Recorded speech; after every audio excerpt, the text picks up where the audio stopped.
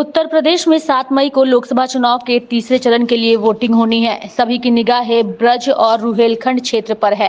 Core voters के लिहाज से देखा जाए तो ये चुनाव क्षेत्र समाजवादी पार्टी का गढ़ है। यादव मुस्लिम बहुलता वाली इन 10 सीटों को इसलिए ही यादव लैंड के नाम से भी जाना जाता है। हालांकि पिछले 2 चुनाव से अपने इस खास मैदान में अखिलेश यादव और उनकी पार्टी की अपेक्षित सफलता नहीं मिल पा रही है। इस बार के लोकसभा चुनाव में भी अगर समाजवादी पार्टी यहाँ की सीटों पर जीत का परचम नहीं लहरा पाती है तो हमेशा के लिए जमीन खोने का डर रहेगा। वहीं अगर हम कुछ सीटों की बात करें तो एटा, फिरोजाबाद, मैनपुरी, बदायूं और संभल जैसे निर्वाचन क्षेत्रों में यादव मतदाताओं का बाहुल्य है, जो सिपाही परिवार यानी कि मुलायम सिंह यादव परिवार के लिए समर्पित रहे हैं। इसके साथ ही संभल, आंवला, फतेहपुर सीकरी, आगरा और फिरोजाबाद में मुस्लिम मतदाता निर्णायक भूमिका निभाते हैं। संभल में 50% तो बरेली में 33% आबादी मुस्लिम है। 2014 के चुनाव में सपा ने यहां केवल 5 सीटें जीतने में कामयाबी हासिल की थी। आजमगढ़ और मैनपुरी से मुलायम सिंह यादव जीते। कन्नौज से डिंपल यादव, फिरोजाबाद से अक्षय यादव और बदायूं से धर्मेंद्र यादव। मुलायम सिंह यादव द्वारा मैनपुरी लोकसभा सीट छोड़ने के बाद इस पर हुए लोकसभा उपचुनाव में सपा के तेज प्रताप सिंह यादव उर्फ तेजू चुनाव जीतकर संसद पहुंचे। और 2019 की बात की जाए तो 2019 के लोकसभा चुनाव में समाजवादी पार्टी को यहां बुरी तरह से हार का सामना करना पड़ा। ये यादव लैंड में समाजवादी पार्टी का अब तक का सबसे खराब प्रदर्शन था। इस चुनाव में मैनपुरी से मुलायम सिंह यादव और संभल से शफीकुरमान बर्क की चुनाव ही जीत सके थे।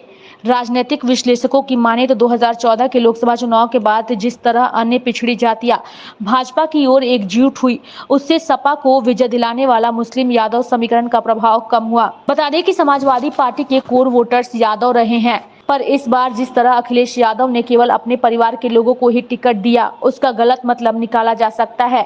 बीजेपी और बीएसपी इस बात को इस तरह प्रचारित कर रही है कि समाजवादी पार्टी की नजर में केवल परिवार के लोग ही यादव हैं।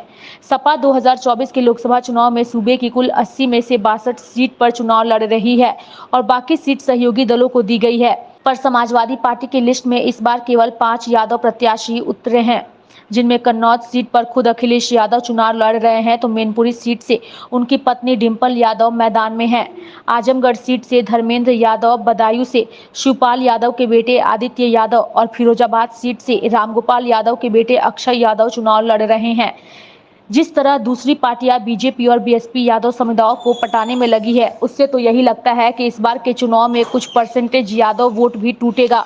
बहुजन समाज पार्टी ने कुल 4 प्रत्याशी यादव समाज से उतारे हैं। बता दें कि तीसरे चरण में जिन सीटों पर मतदान होने वाले हैं, गैर यादव वोटों में खासकर लोध एक महत्वपूर्ण और निर्णायक ताकत के रूप में उभरे हैं। अन्य निर्वाचन क्षेत्रों में काछी, शाक्य और मुराओ समुदायों का प्रभाव है, जो चुनाव में निर्णायक साबित होते हैं। यूपी के पूर्व सीएम कल्याण सिंह के चलते लोध बीजेपी का कोर वोटर बन चुका है। काछी, शाक्य आदि वोट में भी बीजेपी सेंध लगा चुकी है। मुलायम सिंह यादव जब तक मजबूत रहें, इन जातियों को समाजवादी पार्टी के लिए समेटे रहें। इसलिए शायद इस बार के चुनाव में अखिलेश यादव ने जनाधार बढ़ाने के लिए पीडीए यानी पिछड़ा दलित अल्पसंख्यक फॉर्मूला तैयार किया है। पर अखिलेश को गैर यादव पिछड़ी जातियों का जितना समर्थन पूर्वी यूपी में मिल रहा है, उतना शायद पश्चिमी यूपी में ना मिले। लाइव इंडिया हर्पल के लिए रांची से डेस्क की रिपोर्ट।